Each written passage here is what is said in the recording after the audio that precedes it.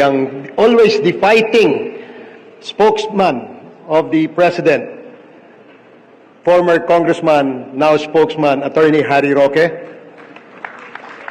Lahat po ng anti-illegal drugs advocate, ngayong araw na ito, palakpakan po natin ang ating sarili. It has been the primordial duty of the committee which I head, the Committee on Dangerous Drugs in the lower house, to help ang ating law enforcement agencies in the war against illegal drugs. Napakaswerte po ng Pilipinas dahil nagkaroon ho tayo ng pagkakataon na magkaroon ng isang presidente na ang advokasya ay labanan ang ating problema sa droga. Seen a lot of people, politicians, and people from the private sector who have always been announcing that ako ay kontra sa droga, ako ay kontra sa ganyan, but never na nagkaroon ho tayo ng isang leader na ipinakita ang kanyang leadership para labanan o mag-declare ng totoong gera sa droga. At walang iba ang pwedeng gumawa niyan kundi po si President Rodrigo Roa Duterte. Bihira ho tayo nakakita ng isang leader na bukod sa kanyang deklarasyon na war against drugs and war against criminality and war against corruption, meron pong ipinapakitang totoong datos. Kaya nga ho, meron tayong real numbers, PH, because that only indicates the real picture. And that real numbers tell everybody na ito ho ang totoong kalagayan ng ating bansa. Maglagay man ho tayo ng 100 President Duterte dito sa Pilipinas.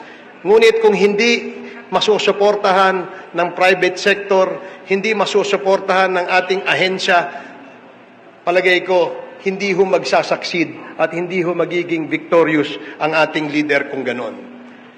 Nararapat lamang na atin siyang suportahan because he does not just worry about the present state of the country, but he worries about the future of this nation, the future of our younger generation. Kaya nga ho dapat magtulong-tulong, magsama-sama, suportahan natin ang kampanya laban sa illegal na droga. Again, ladies and gentlemen, I would like to emphasize that this war is not an ordinary war. I am glad that no less than the President is leading this war. Because if it not for President Duterte, we would not have known na ganito pala ang kalaki ang problema natin sa droga. And he was the only leader bold enough, courageous enough to name narco generals, narco cops, narco judges, and even narco politicians. Kaya ho, ako'y hangang-hanga sa ating presidente. I hope after the president's term expires in 2022, the next leader will continue this war against drugs kasi hindi ho natin kaya masolve itong problema to in a span of 6 years.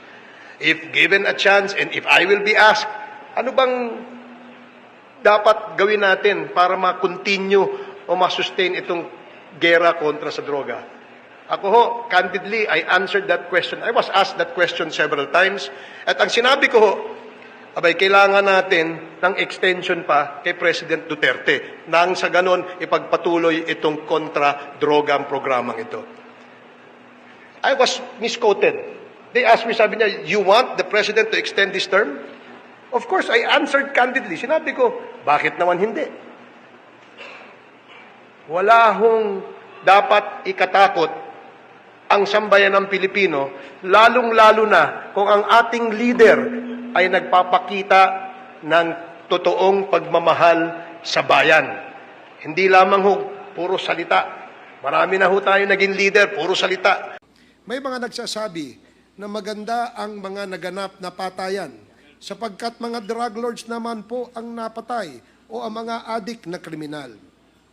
Subalit sa aming investigasyon, lumalabas na may mga ibang drug lords nga na napatay, subalit iilan lamang, samantalang madaming mga malalaking drug lords ang nagpatuloy sa kanilang gawain at na protektahan pa ng gobyerno at nabigyan pa ng titulo imbis na maimbestigahan.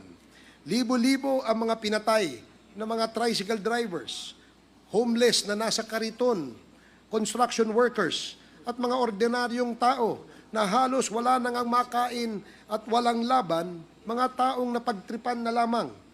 Ito ba ang mga drug lords? Pangkain nga, wala sila. Pangdroga pa kaya? Mga batang inosente gaya ni Kian de los Santos, basta nakonsoladahan ka, delikado ka na.